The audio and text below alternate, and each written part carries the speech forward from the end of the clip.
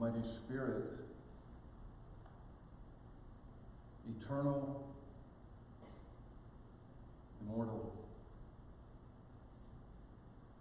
flowing through each and every one of us here today. We know that you're the Spirit of truth.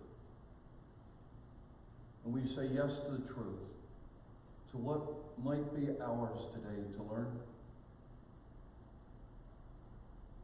And we know that you're also the light that is within each and every one of us. And in this moment of silence and stillness, we say yes to light and to love and to life.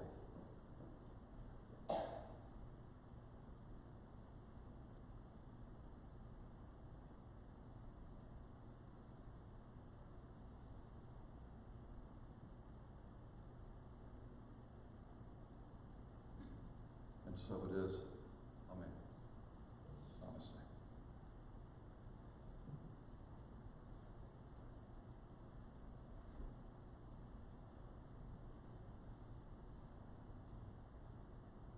How many here, including myself, have found the whole concept of soul to be confusing?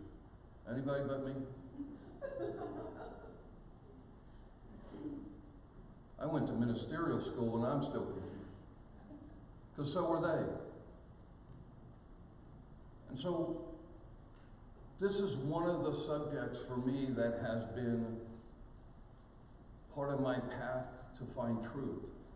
Because I couldn't find anyone who could tell me what soul was.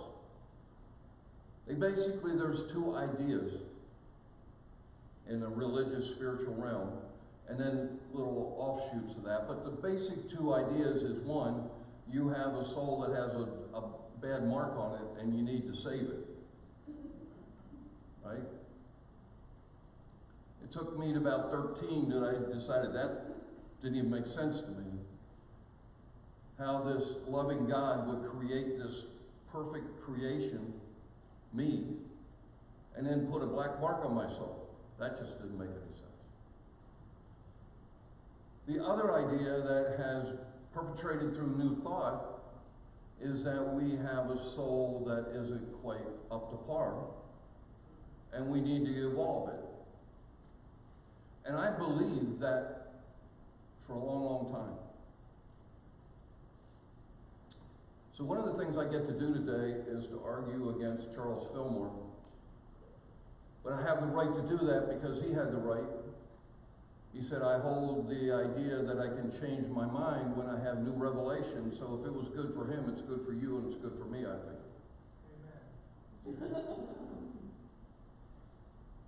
So let's take a look at, because I'm going to set the whole need to save the soul aside. I'm not going to spend any time on that today. I hope that it's not something that you even consider either.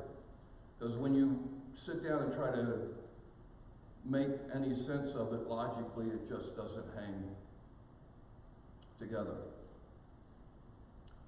So what is our soul, and does it need to evolve? Do we need to evolve it into something else other than it is today?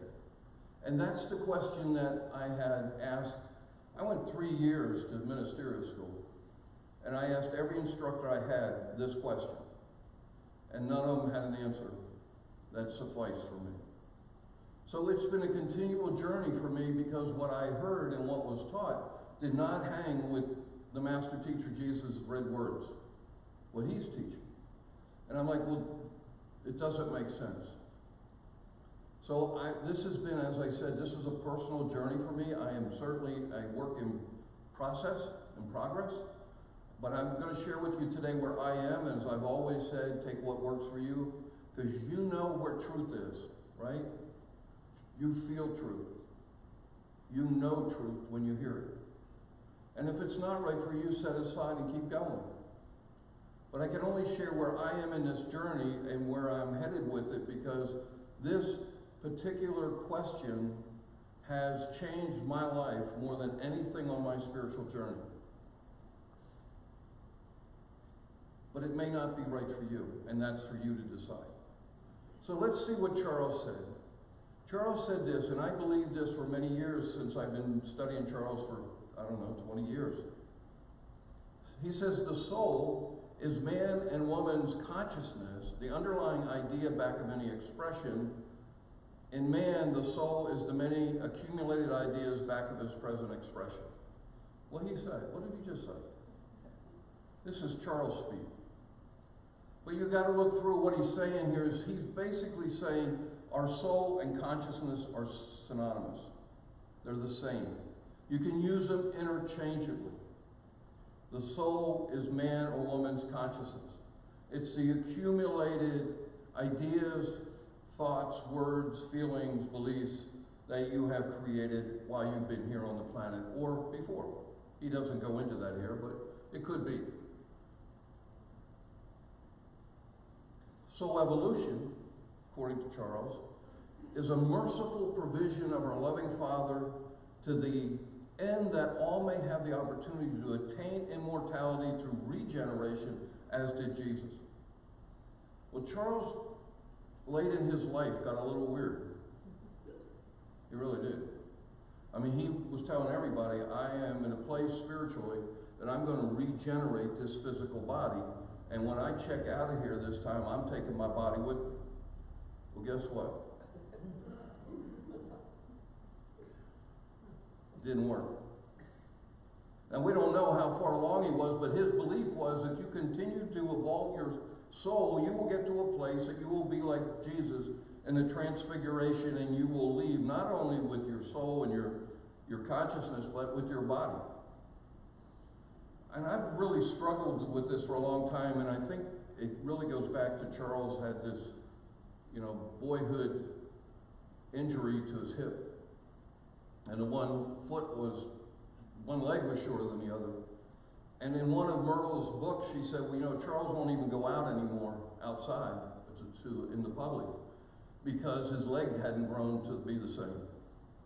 And so for him, somehow that was, spiritually, he hadn't grown to the place where his legs were equal.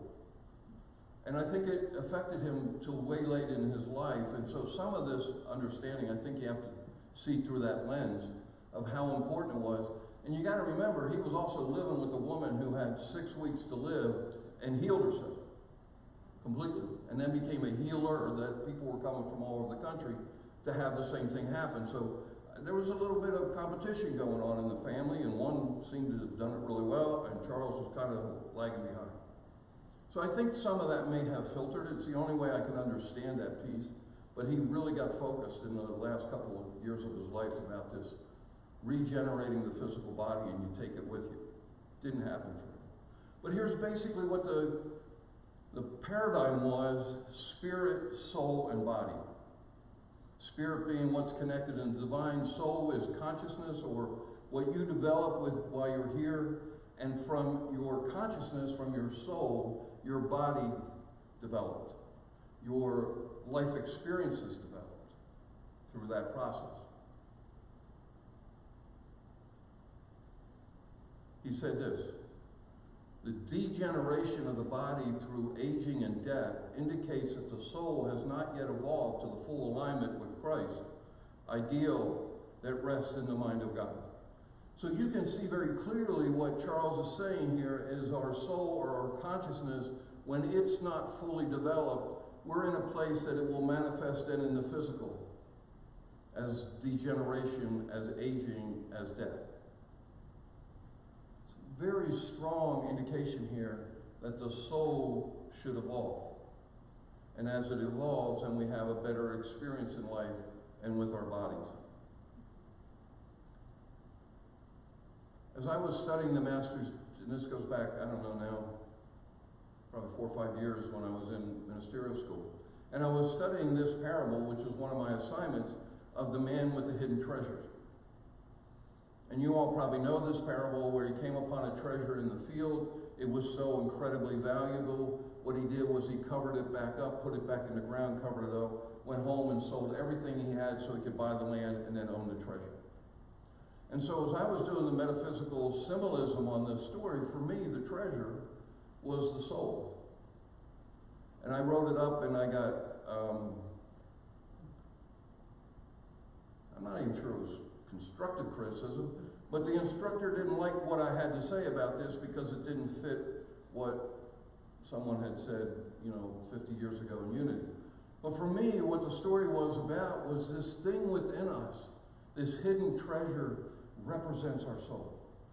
And it's so valuable and it's so complete that you covered it up so no one else would know, and you went out, sold everything you had in the physical, and came back to own this thing that was hidden.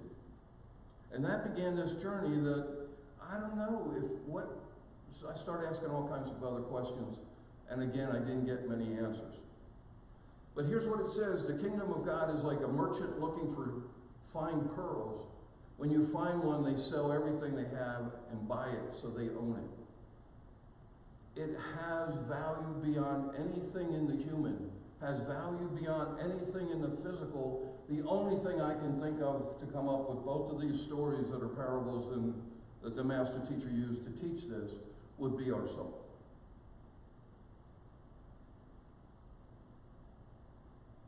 And as I studied Dr. Emily Cady, she says this: one drop of water taken from the ocean is just as perfect as the ocean water, as the whole great body. Each is complete in itself, and they differ only in the quantity of degree. Well, as I studied that, it began to define for me further what I saw as the soul. If we take a pail of the ocean water, it's perfect ocean water. Now, my pail is obviously smaller than the ocean. The ocean's greater than this. And this is a notion that I have of what it's like to have this, and I'm not going to use the word God today, because that still has a lot of stuff around beings and whatever. I'm going to use creative life force. This creative life force is as big and as powerful as the ocean. When I have a piece of it within me, a pail of it, it's identical to the ocean. And so, again, I wrote this up and I said, well, I think what Dr. Emily Cady's saying here in Lessons in Truth is this applies to our soul. And it's like, no, it can't be your soul, because your soul is your consciousness. And, we went right back to Phil Moore's talk. Let me continue. Genesis, it says this: if God created you and I in the image and likeness of, in the essence and the raw material of, in the ocean of, what part of you is perfect in the likeness and image of creative life force? It certainly isn't our physical life. We make decisions, we make mistakes. God doesn't make mistakes. We're positive, we're negative, we're into duality. We live in a world of duality. It is not in the essence and likeness of perfection. So the only thing that I can imagine that this was talking about in Genesis in the very beginning is our soul. Because anything else that we've developed is duality. It's good and bad. And it's not of this perfection. And when it was finished in Genesis, he looked out of everything and said it was very good. Now, I'm not going to ask everyone here how all of you have been your whole life very good. Right? We haven't. We have our times, we have our issues, we have our humanness. So what part of us is very good and is perfect and is made in the likeness of creative life force? What if this pail of the ocean was my soul? What if this soul was God in perfection, whole and complete? It's the only way I can make sense out of all of this. And it leads to a third way to look at your soul. It doesn't need to be saved. It doesn't need to evolve. It's complete. It's perfect. It's whole already. Now it begins to change the way, it began to change the way I began to look at my own life. And it began to change completely how I began to look at my spiritual path. Let's take a look. What else happened? I began to do some study into NDEs, near-death experiences. And Dr. Stevenson is the University of Virginia. He's now transitioned. But he had a whole department that all they did was study NDEs, near-death experiences. And what happened with these, and he gave an example one day in one of his books, he said, it's like you're walking along the street, you see a for sale sign in a window of Macy's, and as you're going across the street, you're looking at the sale sign and the car smash hits you. And all of a sudden you're up here looking down at this crumbled body. And as the EMTs pulled up in the ambulance, they checked your pulse and they said he's dead. But you're watching all this. This is an example after example of folks who have experienced NDEs. The body's dead, the brain's dead, but something else was still going on. And if you look at these, and what Dr. Stevenson did, which I found very interesting, is he studied children who had these.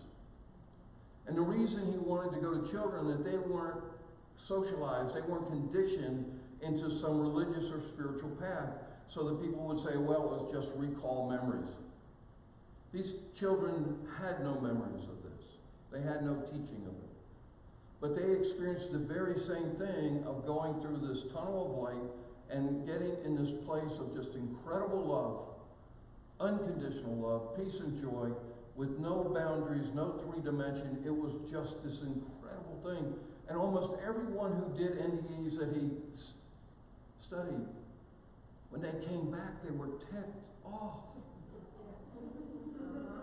Why did I have to come back and be in this again? And everyone says, well, something, a being said to me, you aren't finished yet. But story after story, now there's differences, but when you go to look at the broad theme of these, what is that was looking down at the crumbled body and the brain's dead and the body's dead and still is functioning in another dimension? A dimension of complete total love. For me, the only way I can answer this is that it was their soul. Another example going on, I said something else is happening here while the brain dies, something else is going on. Another really incredible example for me was Carl Jung. And I've been a student of Carl Jung's. I love his teachings. I love his connection to creative life force.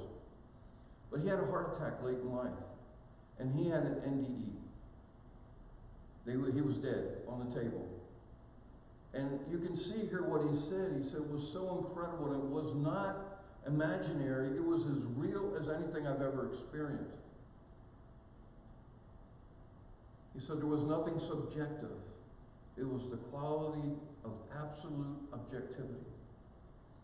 And he goes on, I mean, this rendition that he gives is pretty powerful, and he goes, there was this incredible light, and I had no limitations.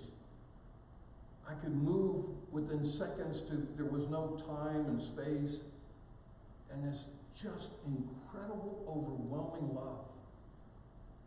I didn't have to try to love, I was loved. And he was one that was really ticked that he had to come back. And he said, I spent weeks, if not months, in deep depression because I was back in the world, listen to what he called it, the world of boxes.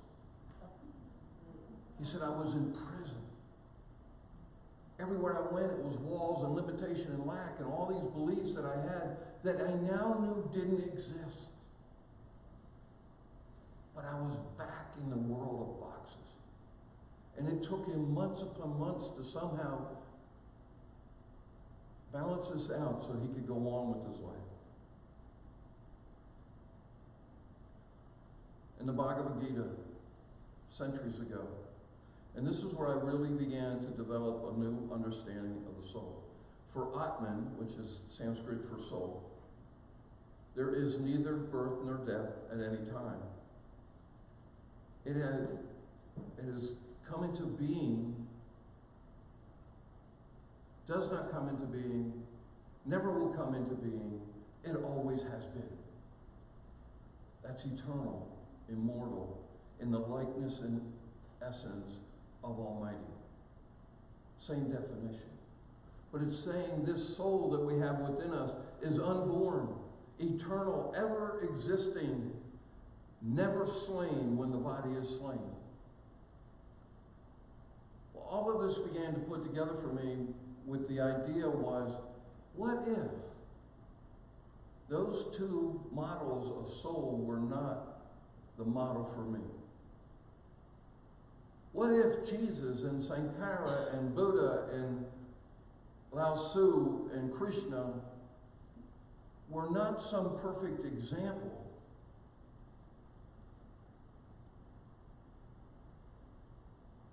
they simply had discovered their completed soul and learned how to live from there.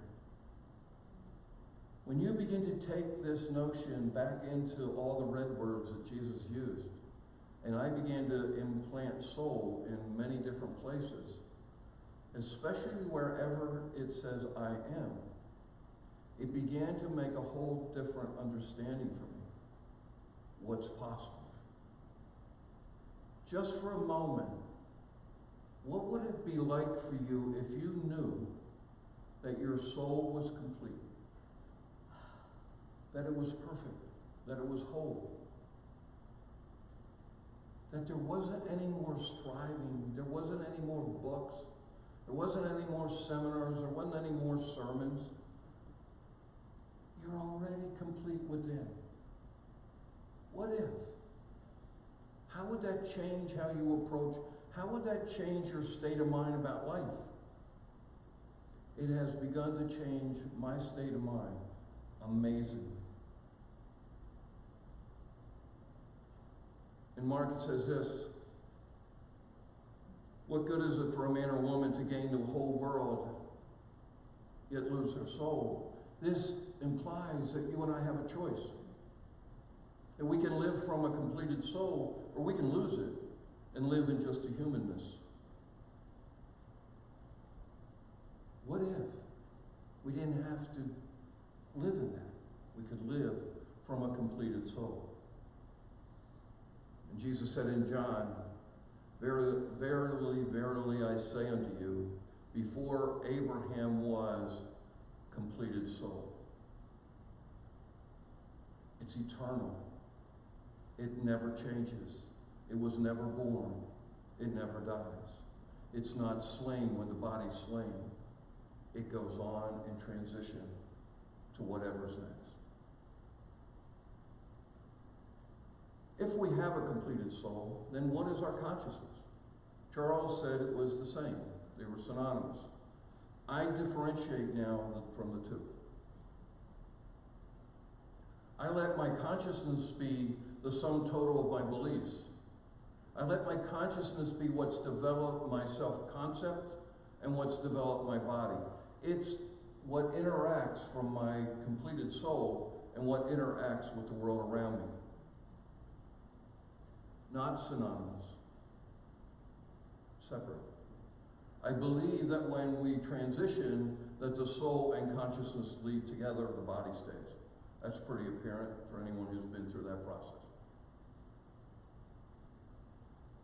But our consciousness then is a system of our beliefs, what we believe in, and we develop our self-concept out of this consciousness. We develop our self-concept as the sum total of these beliefs. We develop it to come into the world. As children, we came in and we saw how our parents acted with the world. We saw how teachers acted. We saw how whoever was a mentor for us. And we began to build this self-concept around that. This is the way I can react to the world in the physical that will allow me to be successful. Can be completely and totally disconnected from our completed soul. And we know people who are.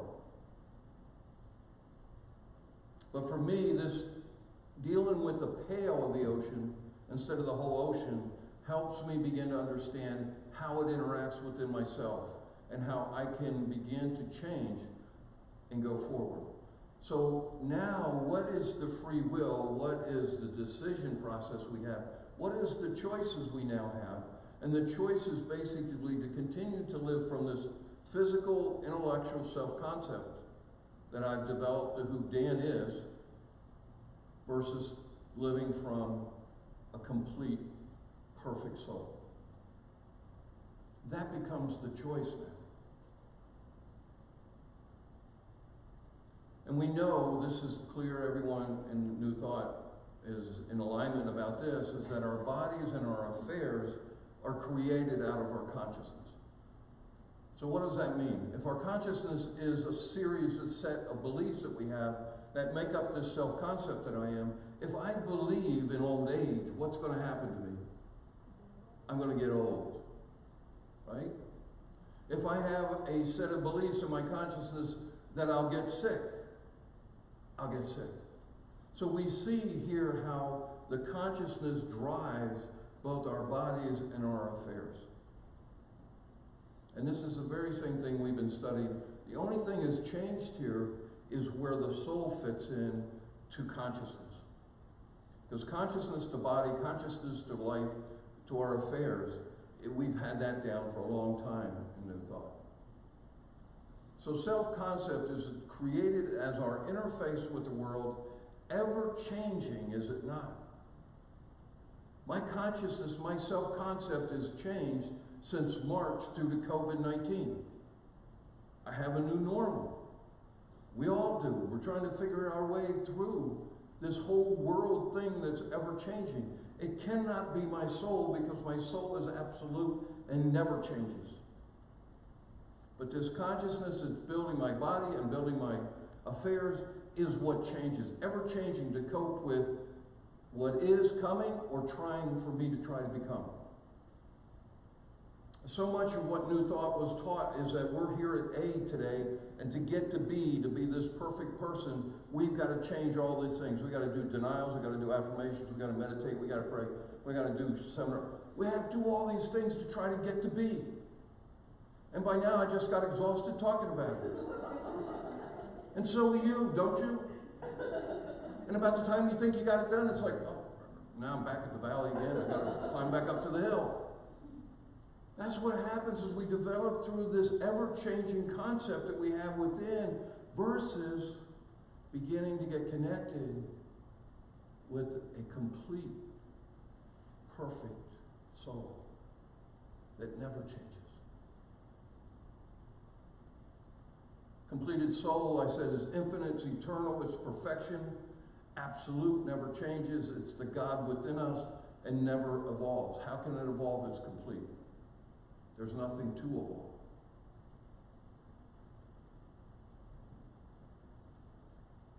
So now the model looks like this. Soul, consciousness, body.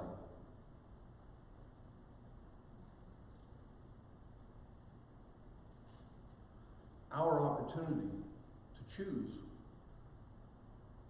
our free will that we've been given from God, our Creator. It's how it sets us humans apart from the animals and the trees and the birds and the bees. They don't get to choose. They can only be the perfect oak tree. But you and I have the ability to choose and decide whether we want to live from self-concept or we want to live from our completed, perfect soul.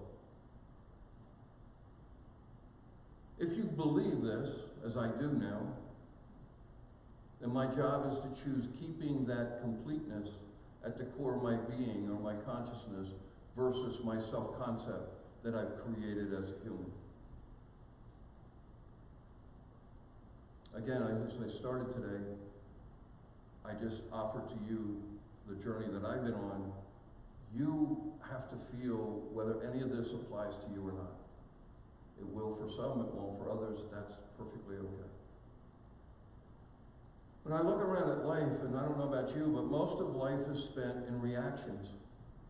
We react to triggers, we react to people, we react to tones of voices, we react to authority, we react to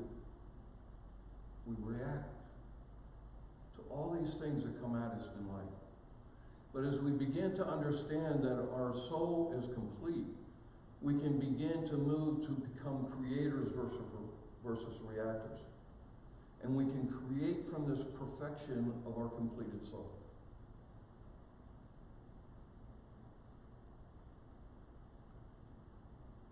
If we continue to ask for divine guidance from a completed, perfected soul, it'd be kind of like us going out and praying for the sun to shine. The sun just shines. In this completed, perfected soul, it's omnipresent, omnipotent and omniscient, all-knowing. What we have to learn to do is open up what I call the intuitive portal to this completed soul, to the super consciousness. Not conscious, not subconscious, super consciousness. Another way people say it is the fourth dimension. But I believe we are created with this perfection within. It's our job to bring it forth, and then we can begin to create a life from that instead of the self-concept that I've built all these years. Being creators, not reactors. It's an incredibly empowering thought. And it's incredibly empowering as you begin to feel it. But we have to learn to get in touch with this completed soul. We have to consciously make that connection, open up the intuitive portal so that we can begin to live from that place, from our completed soul. If it's perfect, if it's complete, then we can sit here and say, my good exists already. And it's now winging its way to me. That is so much different than I have to strive to get to be. You see the difference? It already is. And our job is to remember it. Not to strive to get better, not to evolve our soul, not to do all this stuff, these gymnastics with our heads. It's to rest in this. In Psalms 46:10, be still and know. I'm going to put soul in the place of I am. This completed soul is God. It's already in you. You just have to connect with it consciously and let it begin to radiate its perfection. Jesus said this, if you've ever seen me, you see the Father. If you've ever seen me, you saw my completed soul. I think the same thing of Buddha, where he says the very same thing. I didn't do this work. This force coming through me, this creative life force, is the very same thing that I'm tying into a completed soul within you and I. We all know the parallels of the soil, right? The seeds of truth fall on the path, the birds eat them. No truth is harvested. It falls in the weeds, it falls in the rocky ground, not much happens. Our job is to create a fertile soil so that the seeds of truth can come. And one of the ways I'm learning every day to have more fertile soil is to get connected with my completed soul. I don't know a better fertile soil than that. And as the truth seeds land in that, things begin to be harvested and grow. The master teacher said this, whoever drinks from this water, what water? The water out of your soul, you'll never thirst again. He said this, I have meat that you don't even know of. Meat, what's that? Spiritual nourishment. Where from? Out of your completed perfect soul. I don't know any other explanation, and no other unity instructor could give me one. Where's this water? How do I get it so I'm never thirsty again? And where's this meat that nobody on the physical plane knows about? Emily Cady says this, every man and woman must take time daily for quiet meditation.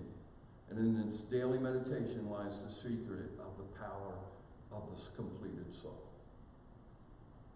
Every one of us have to take this time and find a way, whatever way works for you, to go to that intuitive portal, inspirational portal that ties you in with superconsciousness. It ties you in with a completed and perfect soul. Rumi says this, you're the light of my heart and the comfort of my soul. Where is that in you? Where is that in me? In John it says, you are the light of my soul. And later it says, let your light shine. Where does it shine from? Where does your light shine from? You're to be the light of the world. I don't know anywhere else that light can shine from the middle of you than out of your completed soul.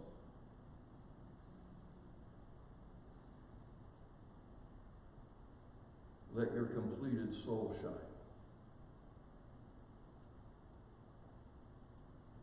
You don't have to do anything but let it shine. It's already complete. No more striving, no more running around, getting the latest quotes and affirmations. Just be. Be connected to the completed and perfect soul within you. So here's one way that I've developed to do this, because you know me, I'm always going to have a tool.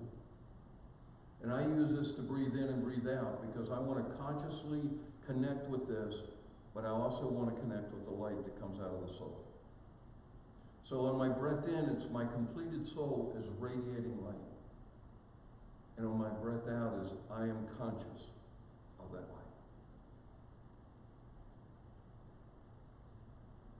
And as you do this, and we're going to do this as we go to the meditation time, I want you to really, some people see the light, some people feel it, but get connected just for a moment, set aside for yourself any doubts and any, Reverend Dan's off the deep end right now.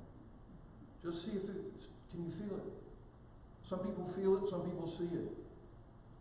But if you begin to get connected to the light coming from your completed soul, it will change everything you do. Completely. Okay?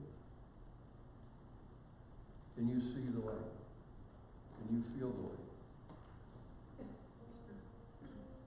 Let's take a couple deep breaths.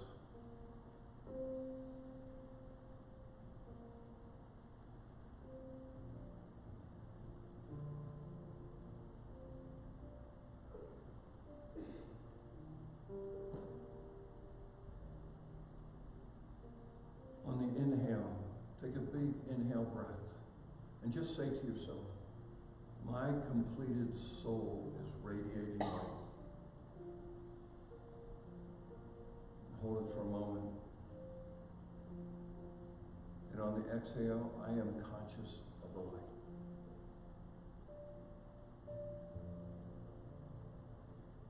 Let's breathe up again. My completed soul is radiating light. I am conscious of the light. And again, my completed soul is radiating light. And I am conscious of the light. Let's just stay there for